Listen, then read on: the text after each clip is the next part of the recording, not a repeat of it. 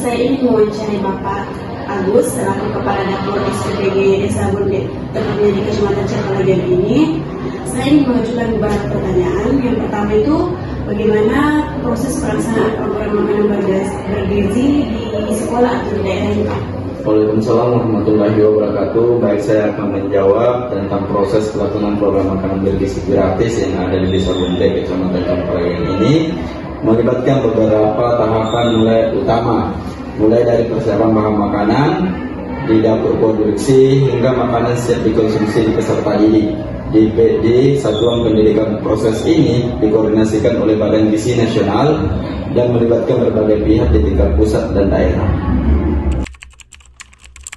Baik, selanjutnya itu pertanyaan kedua, apa saja jenis makanan bergizi yang disediakan setiap hari dan bagaimana pemilihannya bisa disesuaikan dengan kebutuhan siswa? Baik, untuk pemilihan makanan di sini cukup beragam. Kami ada beberapa menu yang kami siapkan di setiap harinya atau dalam satu periode itu. Selama 10 hari itu kami beragam mengambil. Contohnya kayak kami ada nasi, kemudian ada tempe, ada ayam, ada sayur-sayuran seperti wortel, buncis, kemudian juga bayam. Dan kemudian untuk pengaturan ke siswanya itu kami ada klaster, mulai dari klaster TK, kelas 1, 2, dan 3, kemudian klaster 4, 5, kelas 4, 5, 6, dan SMP, SMA. Jadi kami ukur itu sesuai pemenuhan gizinya itu sesuai dengan klasternya mereka. Selanjutnya pertanyaan ketiga itu, dari mana bahan-bahan makanan diperoleh dan apakah melibatkan pelaku UMKM lokal seperti yang ditekankan dalam kebijakan MBG? Baik, untuk bahan-bahan yang kami peroleh itu dari pasar lokal dan kami bekerja sama dengan UMKM lokal. Kami meminta barang di situ, kemudian memberdayakan UMKM lokal tersebut, minta barang dan melakukan perjanjian MOU di situ tentang kesepakatan kita ke depannya bekerja sama dengan baik. Jadi kami memberdayakan UMKM lokal dan mengambil barang-barang dari pasar-pasar lokal. Baik, selanjutnya pertanyaannya, apakah terdapat kendala dalam hal infrastruktur dapur, distribusi bahan makanan, dan tenaga kerja terlatih dalam proses pembuatan MBG? Syukur alhamdulillah sampai hari ini di wilayah infrastruktur dapur alhamdulillah sudah terpenuhi dengan sebagaimana adanya atau sebagaimana yang telah diatur dalam juknis mengenai infrastruktur. Kemudian jadi kami tidak mendapatkan masalah atau kendala di wilayah infrastruktur dapur. Kemudian untuk distribusi bahan itu juga kami tidak menemui kendala-kendala yang begitu menonjol dalam pendistribusian sampai hari ini.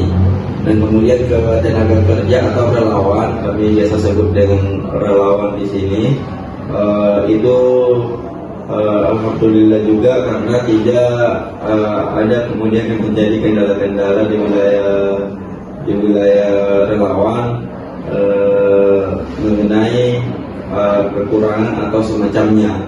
Jadi sejauh ini kami tidak mendapati kendala-kendala dari tiga hal tersebut, mulai dari kendala infrastruktur itu kami alhamdulillah sampai hari ini tidak ada. Kemudian distribusi bahan itu tidak ada kendala. Kemudian di tenaga kerja atau relawan itu pun kami sampai hari ini tidak menemui kendala-kendala yang berarti. Baik, selanjutnya itu bagaimana sistem pengawasan dan pelaporan pelaksanaan MBG dilakukan? Apakah sudah transparan dan terkontrol dengan baik? Mengenai pengawasan dan pelaporan tentang MBG itu kami dikontrol langsung oleh Badan Gizi Nasional melalui portal Jalur, dan kemudian mengenai transparan anggarannya itu kami di pihak SPPG juga cukup transparan. terhadap penggunaan biaya kami, karena kami laporkan itu kami ada laporan per hari, per minggu, per 2 minggu atau per 1 hari, per bulan, kemudian ada laporan per 6 bulan, kemudian per 1 tahun. Selanjutnya, apakah program MBG memberikan dampak ekonomi bagi masyarakat sekitar, misalnya bagi UMKM atau petani lokal? Tentunya itu menurut saya itu ada dampak, kemudian cukup berdampak positif kepada UMKM, karena permintaan kami cukup akan membantu UMKM lokal dan pasar-pasar lokal. Karena permintaan kami itu cukup lumayan, apalagi di Kecamatan Cempalagian itu sudah ada 3 dapur yang berjalan beroperasi. Kemudian permintaannya akan banyak. Saya rasa itu akan menunjang perputaran ekonomi di Kecamatan Cempalagian. Baik, selanjutnya menurut Bapak, bagaimana efektivitas program MBG dalam membantu mengurangi stunting dan kekurangan gizi di lingkungan sekolah? Menurut saya untuk kehadiran program MBG ini atau makanan bergizi gratis ini di tengah-tengah masyarakat, Indonesia yang saat ini mengalami stunting, banyak stunting, itu menurut saya cukup efektif. Karena kenapa? Kehadiran makanan bergizi gratis ini di tengah-tengah masyarakat yang kurang mampu akan mendorong anaknya tidak terkena stunting, karena mereka sudah mendapatkan haknya itu makanan bergizi gratis di sekolah ataupun di rumah. Jadi menurut saya itu cukup efektif. Baik, pertanyaan terakhir itu, apa saran Bapak untuk meningkatkan kualitas dan keberlanjutan program MBG ke depannya? Saran saya sih mungkin hanya ada satu, yaitu di wilayah edukasi kepada anak-anak untuk atau penerima manfaat ini untuk menyukai sayur. Karena belakangan ini saya masih mendapati beberapa ompreng yang kembali ke dapur itu masih terisi sayur. Jadi perlu ada kemudian kerjasama antar pihak dapur dan pihak sekolah, bagaimana ini bisa mengedukasi anak-anak atau memberikan pemahaman kepada anak-anak bahwa sayur itu cukup membantu gizi, seimbang. Jadi mungkin itu sih saran saya untuk keberlanjutan MBG ke depannya, itu bagaimana kita bisa mengedukasi anak-anak ini untuk memakan sayur ya. Baik, mungkin itu saja pertanyaan dari saya. Sebelumnya terima kasih Pak bisa meluangkan waktu. Terima kasih kembali.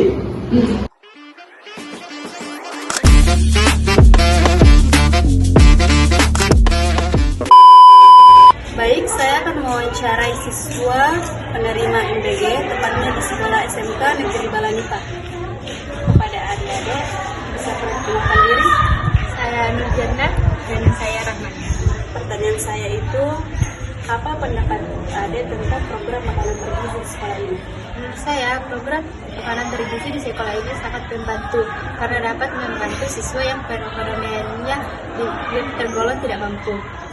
Ya, pertanyaan kedua itu, makanan apa yang biasanya diterima dari program MBG ini dan apakah menunya bervariasi?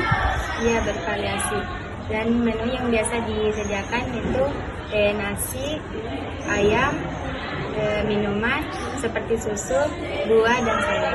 Oke, pertanyaan selanjutnya itu, apakah adik merasa program ini membantu lebih semangat belajar atau tidak mudah lapar di sekolah?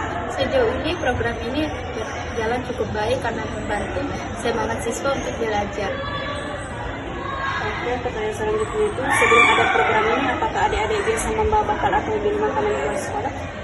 Sebelum ada program MBG, saya selalu membawa bekal dari rumah dan membeli jajan di luar.